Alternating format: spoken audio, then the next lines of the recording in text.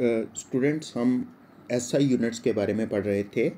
तो SI units में जैसे मैंने आपको बताया कि एसआई यूनिट्स का मतलब होता है सिस्टम ऑफ इंटरनेशनल यूनिट्स।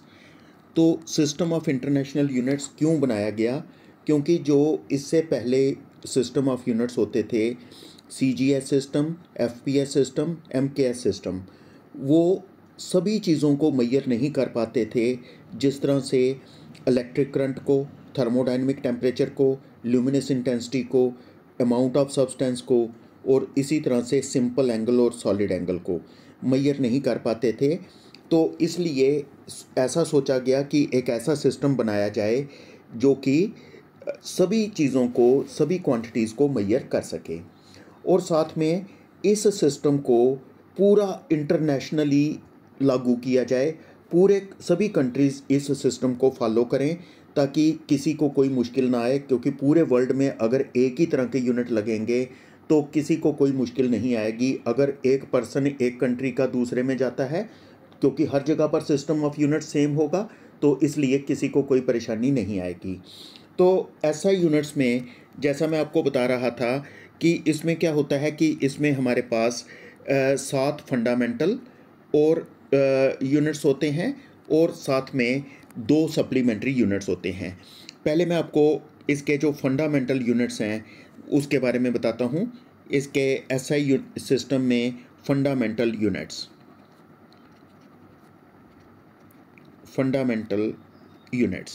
इसके जो मैं फंडामेंटल यूनिट्स हैं वो आपको बता देता हूँ। तो फंडामेंटल यूनिट्स में हमारे पास पहले आ गया सीरियल नंबर, फिर आ गया फिज़िकल क्वांटिटी,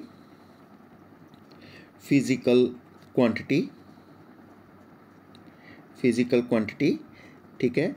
फिर उसके बाद नेक्स्ट आ जाता है, पहला सीरियल नंबर हमने रखा physical quantity, name of unit. उसके बाद आ जाता है उसका सिंबल क्या है, ठीक है। तो इसमें फर्स्ट क्वांटिटी जो है वो हम रख लेते हैं लेंथ को। लेंथ को मेजर किया जाता है किसमें? मीटर में। और जो इसका सिंबल होता है एम। जो मास होता है, मास को मेजर करते हैं किलोग्राम में, और इसका एसआई यूनिट जो है वो है केजी। तीसरा जो है वो टाइम का जो यूनिट है वो है सेकंड, और इसका जो सिंबल है वो एस।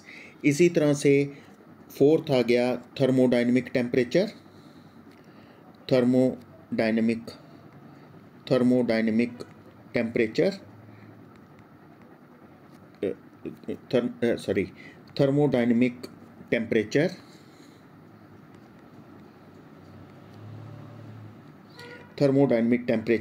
इसका यूनिट जो है दैट इज़ केल्विन, और इसका सिंबल है के। जो इलेक्ट्रिक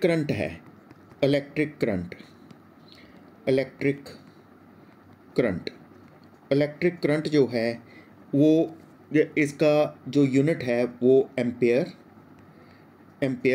और इसका एसआई यूनिट जो है दैट इज़ ए इसका एसआई यूनिट हो जाएगा। नेक्स्ट इज़ ल्यूमिनस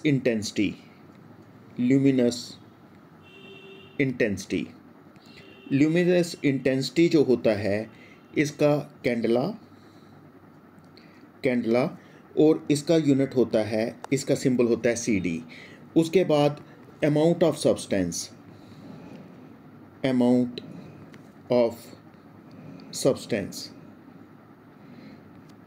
सब्सटेंस, इसका होता है मोल, MOLE मोल, और इसका जो सिंबल होगा वो MOL।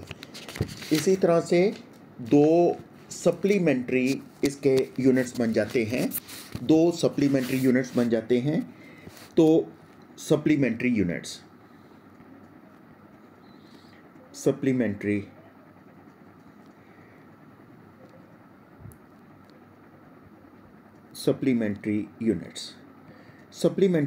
में इस तरह से आ जाता है। पहला जो यूनिट आ जाता है उसको हम कहेंगे प्लेन एंगल। इसको मेजर किया जाता है रेडियन में, और इसका सिंबल होता है RAD। और दूसरा नेक्स्ट आ जाता है सॉलिड एंगल, सॉलिड एंगल, और इसका जो यूनिट हो जाता है वो होता है स्टेरेडियन, स्टेरेडियन। इसका सिंबल SR होता है स्टेरेडियन का। इस तरह से हमारे पास 7 फंडामेंटल और 2 सप्लीमेंट्री यूनिट्स बन जाते हैं। जैसा मैंने आपको बताया था कि ये यूनिट्स जो हैं वेल डिफाइंड होने चाहिए। इन यूनिट्स के बारे में हमें पूरी तरह से पता होना चाहिए, डेफिनेशन इनकी पता होनी चाहिए, ताकि कभी भी हमें ज़रूरत पड़े तो हम ये यूनिट बना सकें। तो इसमें हम देखते हैं अलग अलग यूनिट्स के बारे में। सबसे पहले हम मीटर के बारे में देख लेते हैं। मीटर, मीटर जो होता है वो क्या होता है? मीटर, मीटर जो है वो लेंथ का यूनिट है। तो ये किसके बराबर होता है? It is equal to 1650763.73 wavelengths in vacuum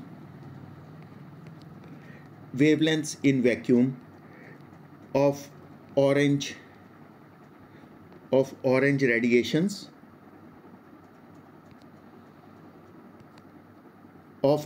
radiations corresponding to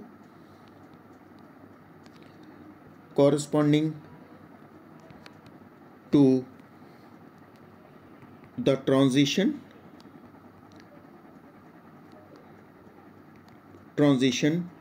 between the levels 2p10 and 5d5 of krypton 86 atom. इसका मतलब ये हुआ कि अगर हम एक इलेक्ट्रॉन की ट्रांजिशन करवाएं, ट्रांजिशन का मतलब हो गया जंपिंग कराना, तो अगर हम क्रिप्टॉन 86 का एटम ले लें, क्रिप्टॉन वो लेना है जिसका एटॉमिक मास 86 है, तो 86 एटॉमिक मास वाला क्रिप्टॉन लेना है, उसके एक इलेक्ट्रॉन की ट्रांजिशन करवानी है कहाँ से कहाँ? 2p10 और 5d5 के बीच में एक ट्रांजिशन करवानी है, जंपिंग करवानी है इलेक्ट्रॉन की। तो जब इलेक्ट्रॉन जंप करेगा तो उसमें से ऑरेंज कलर की रेडिएशंस निकलती हैं, लाइट निकलती है ऑरेंज कलर की।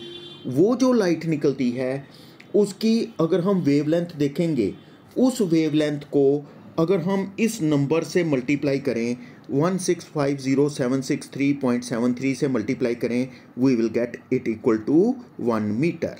तो 1 मीटर के बराबर हो जाएगा। इसको हम रिपीट कर लेते हैं कि अगर हम क्रिप्टॉन 86 एटम ले लें, 86 का मतलब जिसका एटॉमिक मास 86 है, वो एटम ले लें, तो उसके 2 लेवल्स जो हैं 2p10 और 5d5 के बीच में एक इलेक्ट्रॉन की ट्रांजिशन करवाएं, जंपिंग करवाएं, तो उसमें से ऑरेंज कलर की रेडिएशंस निकलती हैं।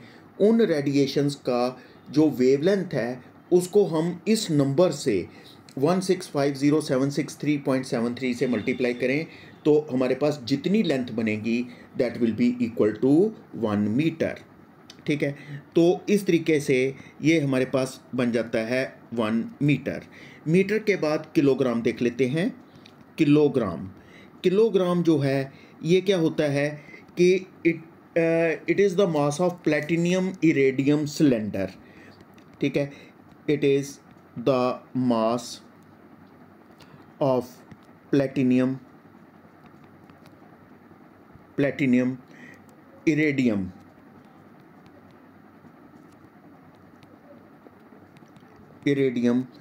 cylinder whose diameter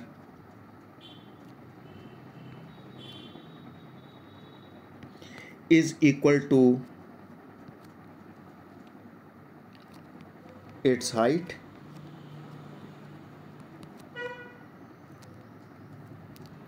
whose diameter is equal to its height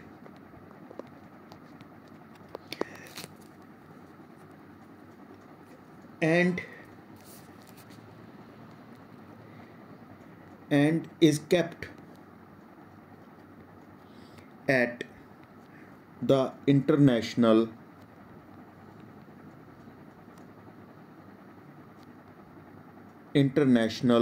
Bureau of Weights and Measures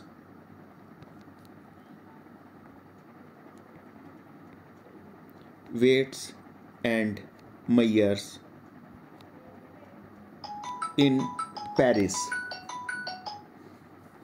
Weights and Measures in Paris. तो ये क्या होता है कि इसको हमने इंटरनेशनल जो पहले चलो मैं बताता हूँ आपको कि ये जो हमारे पास 1 किलोग्राम है, ये किसके बराबर होता है? एक प्लेटिनियम और इरेडियम का सिलेंडर बनाया गया है जिसकी हाइट उतनी ही है जितना कि उसका डायामीटर है। तो सिलेंडर ऐसा है जिसका डायामीटर और हाइट बराबर हैं, तो ये 1 किलोग्राम के बराबर है। इसको रखा गया है एट द इंटरनेशनल ब्यूरो होता है कि जो डिपार्टमेंट होता है ना, तो वेट्स एंड मेजर्स का डिपार्टमेंट होता है। तो जो इंटरनेशनल वेट्स एंड मेजर्स का डिपार्टमेंट है उसका हेडक्वार्टर जो है वो है पेरिस में।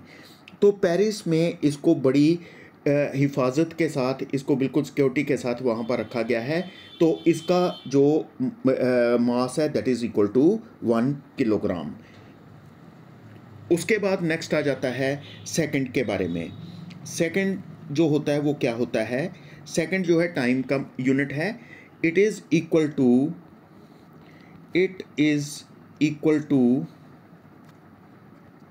The duration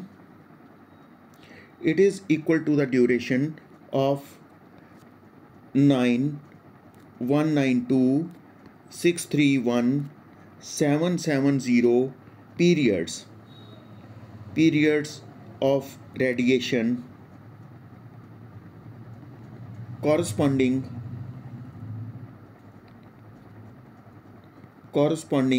to the transition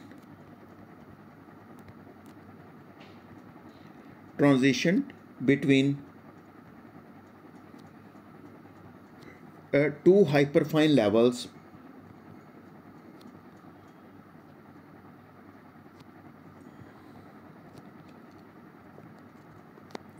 of the ground state of cesium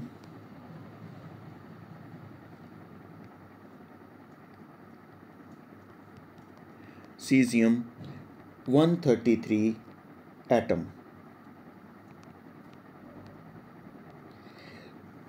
caesium 133 atom. तो ये क्या होता है? ये ड्यूरेशन होती है। ड्यूरेशन का मतलब टाइम होता है। ये टाइम होता है कौन सा? अगर हम सीजियम 133 एटम ले लें, 133 एटम का मतलब हो गया कि जिसका एटॉमिक मास जो है वो 133 के बराबर है। ऐसा सीजियम लेना है जिसका एटॉमिक मास 133 के बराबर है। तो वो सीजियम अगर हम लेंगे, उसके 2 हाइपरफाइन लेवल्स के बीच में, जब सीजियम अपनी ग्राउंड स्टेट में होता है तो उसके 2 हाइपरफाइन लेवल्स के बीच में अगर हम एक इलेक्ट्रॉन की ट्रांजिशन कराएं तो इलेक्ट्रॉन कितनी बार ट्रांजिशन करे? 9,192,631,770 बार अगर जब ट्रांजिशन करता है तो उसके लिए जो टाइम लग जाता है that is called as 1 second. उसको हम 1 सेकेंड के बराबर टाइम जो है वो कह सकते हैं। ठीक है, उसको हम कह सकते हैं कि ये 1 सेकेंड के बराबर हो जाएगा। तो इस तरीके से हम देखते हैं कि जो सेकेंड है वो किसको कहते हैं। सेकेंड के बाद आ जाता है नेक्स्ट इज़ एम्पियर। एम्पियर किसको कहते हैं? It is defined as the current. It is defined as the current which if maintained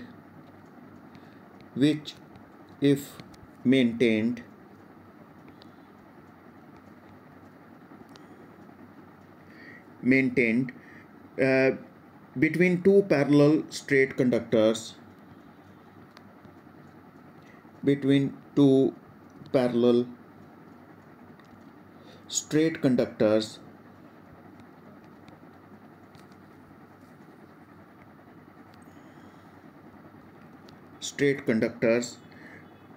of infinite length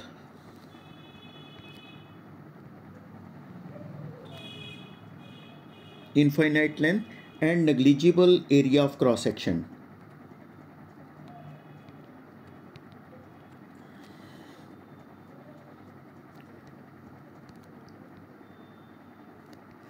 Negligible area of cross section placed at 1 meter apart.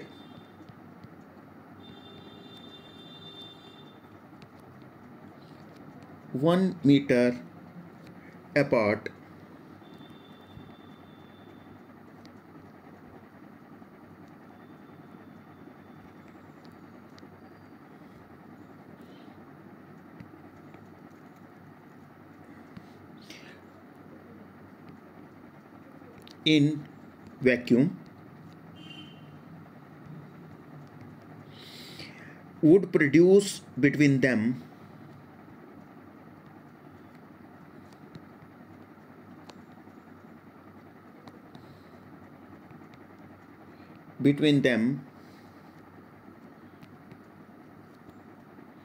a force of 2 into 10 raised to power -7 Newton per meter of their length. इसका मतलब ये हुआ कि 1 ampere वो current होता है जिसको अगर दो कंडक्टर्स के बीच में दो कंडक्टर आपस में एक दूसरे के पैरेलल हैं, ठीक है, तो उसमें ये एक दूसरे के पैरेलल हैं, ठीक है। तो अब क्या होता है कि दो कंडक्टर एक दूसरे के पैरेलल हैं और क्या होता है कि उनके बीच में डिस्टेंस कितना है, उनके बीच में डिस्टेंस जो है वो 1 मीटर के बराबर है। जिस तरह से मैं आपको इस तरह से बताऊंगा कि यहाँ पर हमारे पास दो कंडक्टर्स हैं, दो स्ट्रेट कंडक्टर्स हैं, ये दो स्ट्रेट कंडक्टर्स हैं, तो आपस में एक दूसरे के पैरेलल हैं, ठीक है। तो इनकी लंबाई बहुत ज़्यादा है और ये बिल्कुल पतली तारें हैं, यानी इनका negligible area of cross section है। Negligible area of cross section का मतलब होता है कि ये तारें बिल्कुल पतली हैं। तो इनके बीच में जो डिस्टेंस है वो रखा गया है 1 मीटर, यहाँ से लेकर यहाँ तक 1 मीटर डिस्टेंस है। तो अगर ये इनको रखा किस में गया है, इनको रखा गया है वैक्यूम में, और इनमें कुछ करंट चल रहा है, दोनों वायर्स में से कुछ करंट चल रहा है। और अगर ये वायर्स एक दूसरे को फोर्स लगाएंगी, फोर्स कितनी लगाएंगी, 2 into 10 raise to power -7 newton per metre, अगर इतनी फोर्स लगाती हैं तब हम कहेंगे कि ये जो वायर्स हैं, तो इनमें क्या हो जाएगा कि ये जो वायर्स हैं ना, तो इनमें जो करंट चल रहा है that is equal to 1 ampere, 1 ampere current चल रहा है। तो इसको हम एक बार फिर से कर लेते हैं कि 1 एम्पेयर करंट क्या होता है। 1 एम्पेयर करंट वो होता है कि अगर हम दो पैरेलल वायर्स ले लें जो कि बहुत लंबी वायर्स हैं और बिल्कुल पतली वायर्स हैं, तो उनको हमने 1 मीटर के डिस्टेंस पर रखा हुआ है वैक्यूम के बीच में। तो अगर वो वायर्स, उनमें से हम कुछ करंट चला रहे हैं, तो अगर वो वायर्स एक दूसरे को 2 into 10 raise to power -7 newton per metre से फोर्स लगाएंगी, तब हम कहेंगे कि उनके बीच में जो उन वायर्स में से जो करंट चल रहा है that is equal to 1 metre. तो करंट जो है वो 1 मीटर के बराबर हो जाएगा, ठीक है। तो उसके बाद हमने करंट की डेफिनेशन पढ़ने के बाद अब हम केल्विन की डेफिनेशन पढ़ लेते हैं। तो केल्विन जो है वो कैसे डिफ़ाइन किया जा सकता है। केल्विन को हम कैसे डिफ़ाइन कर सकते हैं। It is equal to the fraction,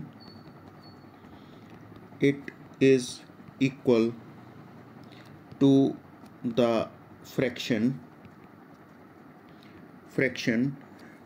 1/273.16 of the thermodynamic temperature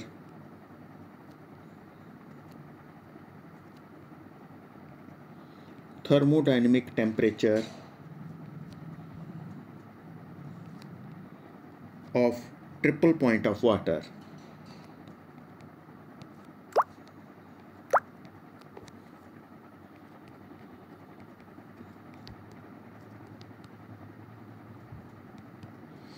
तो इसका मतलब ये है कि अगर हम देखें कि triple point of water, triple point of water क्या होता है कि जिस पे वाटर अपने तीनों स्टेट्स में पाया जाता है, ऐसा टेम्परेचर कि वो सॉलिड, लिक्विड और वेपर स्टेट में इकट्ठा पाया जाएगा, तो उस टेम्परेचर को हम बोलते हैं ट्रिपल पॉइंट ऑफ वाटर। तो उस टेम्परेचर की अगर हम ये वाली फ्रैक्शन ले लें, कितनी, 1/273.16, तो पहली बात तो जो ट्रिपल पॉइंट ऑफ वाटर है उसको मेजर किस में करना है, थर्मोडाइनमिक टेम्परेचर में। तो उसको उसकी कौन सी फ्रैक्शन ले लेनी है, 1/273.16। अगर हम उसकी फ्रैक्शन ले लेंगे तो वो हमारे पास बन जाएगा 1 केल्विन। इसी तरह से कैंडला जो है वो किसके बराबर हो जाएगा, it is defined as the luminous intensity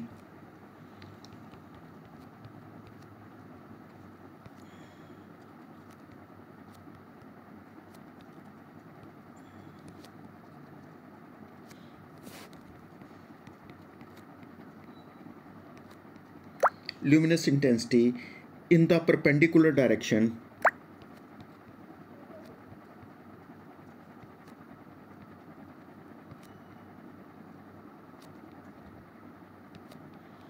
the perpendicular direction of surface of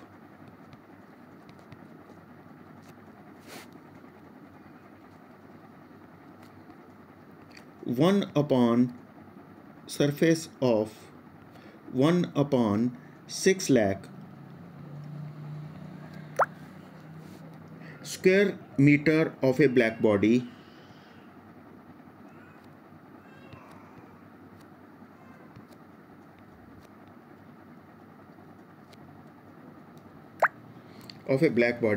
at a temperature of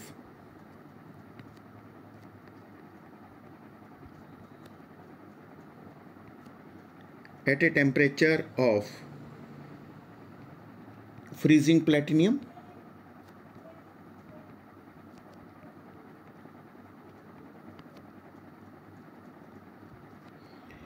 that is 2046 Kelvin, under a pressure of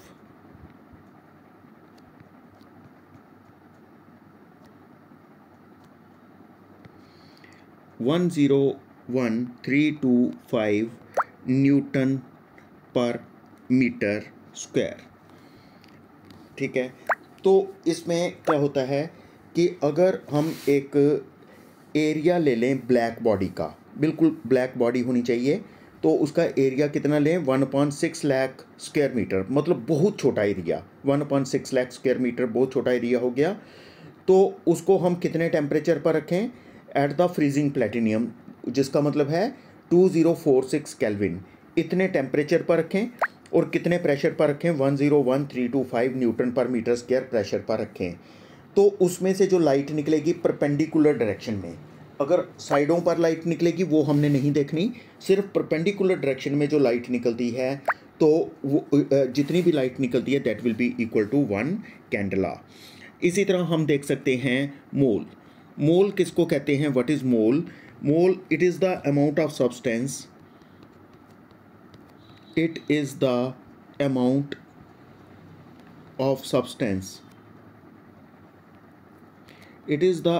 of substance containing the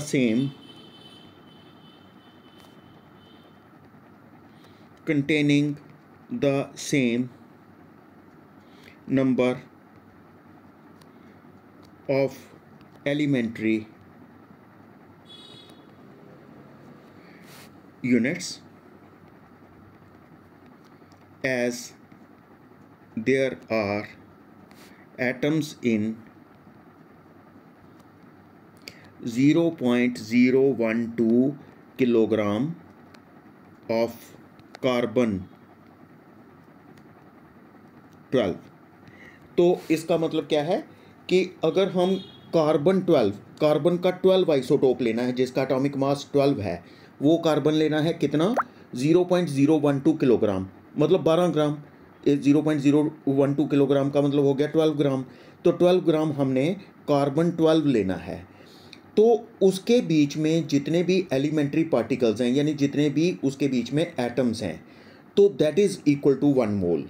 ठीक है, तो किसी भी सब्सटेंस में अगर उसके बराबर नंबर ऑफ एटम्स होंगे तो हम कहेंगे ये 1 मोल के बराबर है।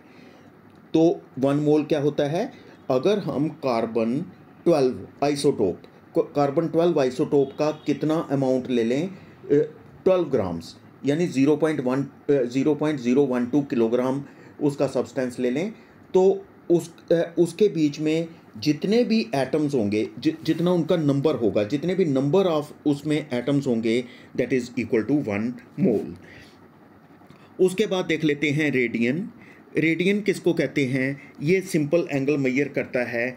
तो इसको कैसे डिफाइन करते हैं, it is defined as the angle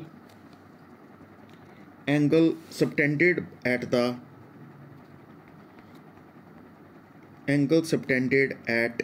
the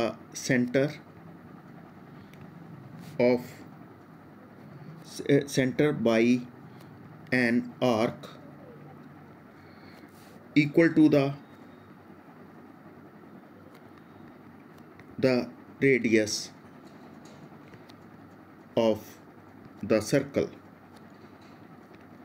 इसका मतलब ये हुआ कि अगर हमारे पास कोई सर्कल हो, अगर सपोज करिए हमारे पास कोई सर्कल हो, जिस तरह से ये एक सर्कल है, ठीक है, ये एक सर्कल है, जितना इसका रेडियस है उतनी ही लंबी हमने आर्क ले लेनी है। ए से लेकर बी तक आर्क हमने उतनी ही लंबी ली जितना कि रेडियस था। तो ये आर्क जितना भी एंगल बनाएगी सेंटर के ऊपर, this angle is called as radian. ठीक है, it is defined as the angle subtended at the centre by an arc which is equal to radius of the circle. उसके बाद नेक्स्ट आ जाता है, next is steradian.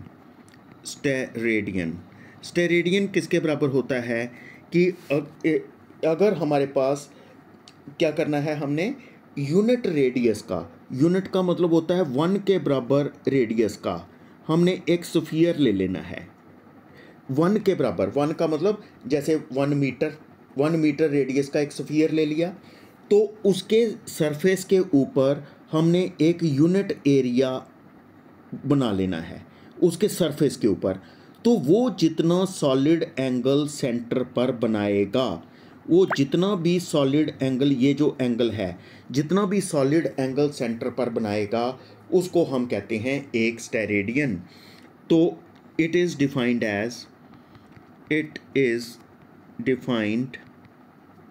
As the angle subtended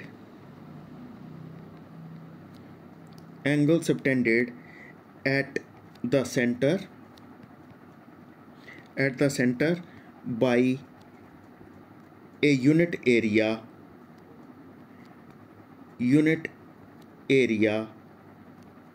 at the surface